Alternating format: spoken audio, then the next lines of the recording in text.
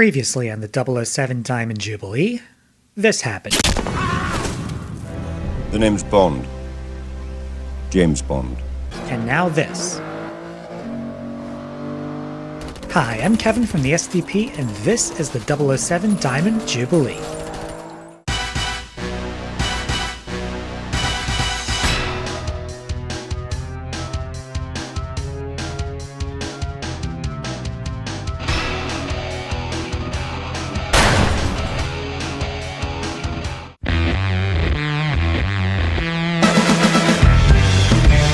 Our story starts in Italy, where 007 brings in the captive Mr. Wright, leader of the crime cartel named Quantum, to an MI6 safe house. Cue opening credits.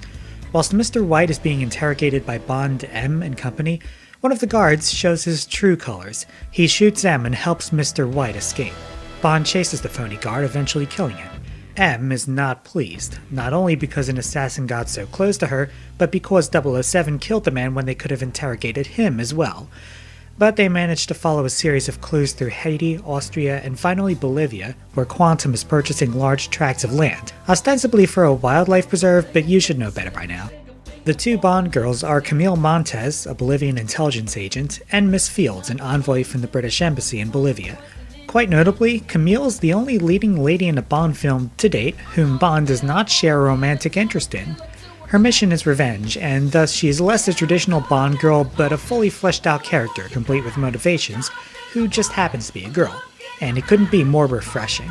The more civilian Miss Fields, on the other hand, gets killed off screen and coated in oil when Bond digs a little too deep into Quantum's doings. Still, she's nothing more than yet another shallow love interest, not that she tries to fall for him, of course. But by my estimation, she is second only to Jinx from Die Another Day in how little screen time passes before she first has sex with Bond. I mean, she goes from trying to bring him back to London to this.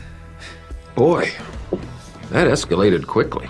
Jeffrey Wright returns as CIA agent Felix Leiter and is at odds with his boss Gregg, the CIA section head in South America, who has been bribed with potential oil for ignoring a coup in Bolivia being planned by Quantum. The dichotomy of these two guys exposes multiple facets of American foreign policy. Yes, there are times when they'll overlook the greater good in favor of desirable resources, a la Bean, but in the end we can still take faith that someone's going to do the right thing, a la Leiter. I'll take that as a compliment coming from a Brit. The villain is Dominic Greene, an executive of Quantum. He also maintains the cover organization Green Planet, which allegedly performs environmental services and gives him a cover story for the desert land he buys up. Still, that's no excuse for his hammier moments. Please don't talk to me like I'm stupid! Let's move on to General Medrano, an exiled Bolivian army general seeking to overtake his country's government with the help of Quantum. In the backstory, he had also killed Camille's father and raped/killed her mother and sister when she was young, and he doesn't stop there. This dude is an unforgivable monster, but not unwatchably so. I guess it's a good thing we never get to see his heinous acts on screen. For the most part. I'll tell you one thing, he should have been the main villain. The theme song is Another Way to Die, performed by Jack White and Alicia Keys. This marks the first time a duet was used as a James Bond theme song, and I have to say, why couldn't this have just gone to one or the other?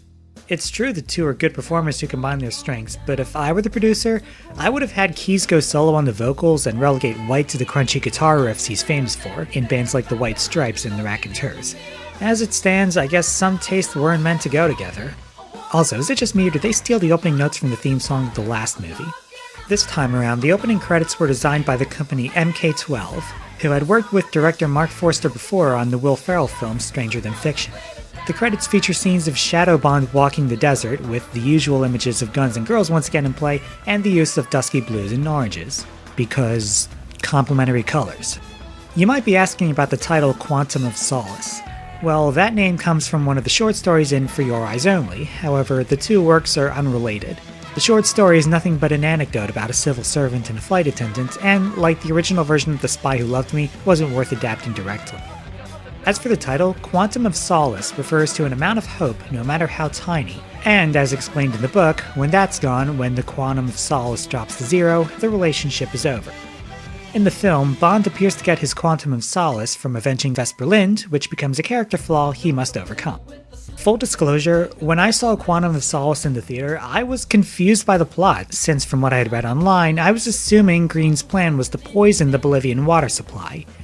Not the case. The plot we got, involving a governmental coup d'etat which never even got started during the film's running time, was not the typical fare audiences were used to.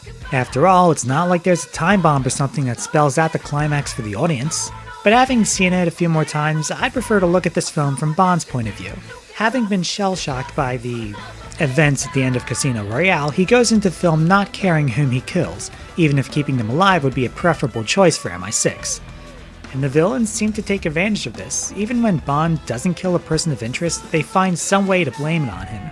Much like Casino Royale, this film is a quest for Bond to conquer his ego, and no amount of implausible recoveries or shaky handheld cameras will make me ignore that. Seriously though, that shaky camera thing has to stop. For this, I would even go so far as to list Quantum of Solace among the franchise's underrated gems, among the likes of On Her Majesty's Secret Service, For Your Eyes Only, and License to Kill. You mad? Quantum of Solace scores 80%, a B. I need you back. I never left.